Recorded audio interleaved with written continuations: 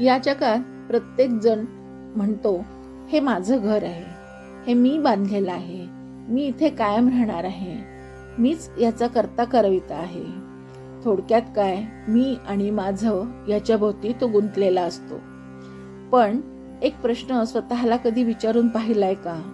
आजपर्यंत असा कोणी आहे का जो या जगात कायम राहिला आहे? ज्यांनी मी करत आयुष्य घालवलं ते सगळे आज कुठे आहेत? समर्थ ह्या श्लोकातून याचं रहस्य आपल्याला उलगडून सांगतायत. मना पाहता सत्य हे मृत्युभूमी, जिता बोलती सर्व ही जीव मी. चिरंजीव हे सर्व ही मानिताती, अकस्मात सांडूनिया सर्व जाती. जय जय रघुवीर समर्थ. समर्थ रामदास स्वामी या श्लोकातून मनाला एक कठोर पण अत्यंत वास्तव सत्य दाखवतात. हे जग म्हणजे मृत्यूभूमी आहे. येथे जे काही निर्माण होते त्याचा नाश निश्चित आहे. या पृथ्वीला मृत्यूलोक असेही म्हणतात, कारण येथे प्रत्येकाला शेवटी मृत्यूला सामोरे जावेच लागते. एका घरात मृत्यूचे दुःख असते तर दुसऱ्या घरात जन्माचा आनंद असतो. हेच जन्म मृत्यूचे अखंड चक्र येथे चालू आहे. माणूस आयुष्यभर मी आणि माझं यामध्ये गुंतलेला असतो, पण शेवटी त्याला सर्व काही सोडून येथेच जायचे असते. हेच या श्लोकाचे गूढ आहे. समर्थ म्हणतात, हे जग म्हणजे मृत्यूभूमी आहे. येथे जन्माला आलेला प्रत्येक गोष्टीचा शेवट निश्चित आहे. निर्माण झाला आहे म्हणजे त्याला लयही ठरलेलाच आहे. क्षणभंगुरत्व हा संसाराचा स्वभाव आहे. इतिहासात अनेक श्रेष्ठ लोक होऊन गेले, परंतु त्यांनाही मृत्यू टाळता आला नाही. म्हणूनच मृत्यू हा अटळ सत्य आहे हे लक्षात घेतले पाहिजे. मृत्यूचे एक वैशिष्ट्य म्हणजे तो अकस्मात येतो. माणूस अचानक सर्व काही सोडून निघून जातो. म्हणून समर्थ येथे अकस्मात हा शब्द वापरतात. याच अकस्मातपणात मृत्यूचे खरे सौंदर्य आहे. म्हणूनच ज्योतिषशास्त्रात मृत्यू सांगू नये असा नियम आहे. कारण मृत्यू कधी येईल हे माहीत नसल्यामुळे प्रत्येक क्षण हा शेवटचा असू शकतो. म्हणून माणसाने नेहमी सज्ज राहावे. समर्थ म्हणतात, मरणाचे स्मरण असावे, हरिभक्तीची सादर भावे, मरोनी कीर्ती उरवावी येणे रीती. पुढे समर्थ सांगतात, माणूस कितीही संपत्ती वैभव याचा संग्रह करतो, पण मृत्यूसमयी काहीही त्याच्या सोबत येत नाही. दासबोधामध्ये ते स्पष्ट सांगतात, येथील अवघे येथेच राहते, कोण काय घेऊन येते, सांगना काय घेऊन जाते. माणूस जन्माला येताना काहीही घेऊन येत नाही आणि जातानाही काहीही घेऊन जाऊ शकत नाही. मग मध्येच एवढा मोह, संग्रह, आसक्ती कशासाठी? उलट जर माणसाला पुढील जन्मात संपत्ती नेता आली असती तर त्याच्या स्वार्थाला कधीच सीमा राहिली नसती. तरीही जिवंत असताना माणसाला प्रचंड अहंकार असतो. तो सतत म्हणत असतो, मी मी मी.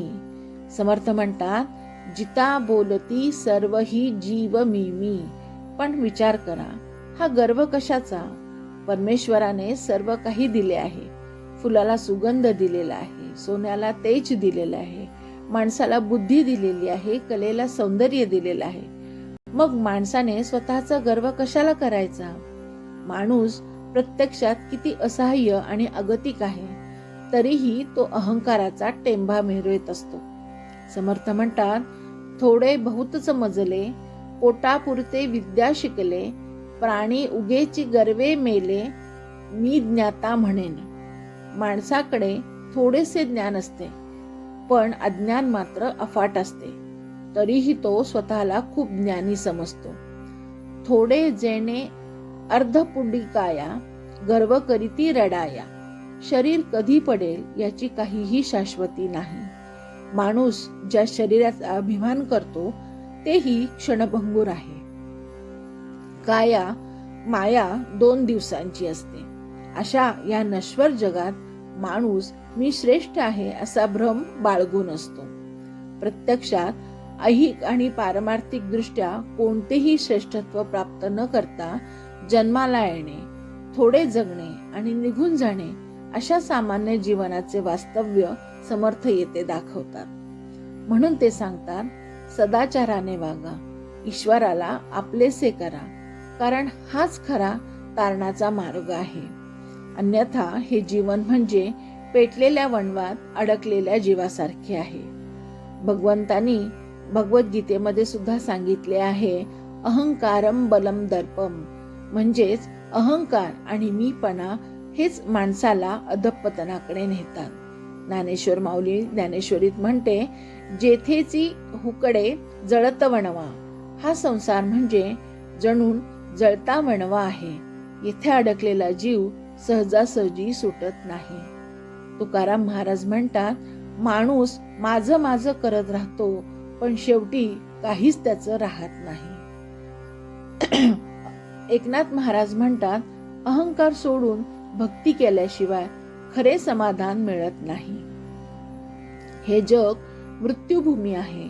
मृत्यू अटळ आणि अकस्मात येणार आहे. मीपणा हा सर्वात मोठा भ्रम आहे.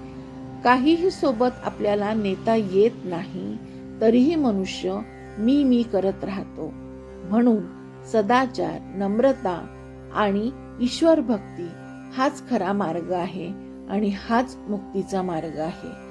जर नम्रतेने भगवंताला शरण गेलास, भगवंत आपल्या भक्ताला आपल्या कवेत निश्चित घेतो आणि त्याचा उद्धार करतो. जय जय रघुवीर समर्थ. ह्या श्लोकाचा अर्थ मला जसा समजला तसा मी मांडण्याचा प्रयत्न केला आहे. यात जर काही त्रुटी असेल तर क्षमस्व.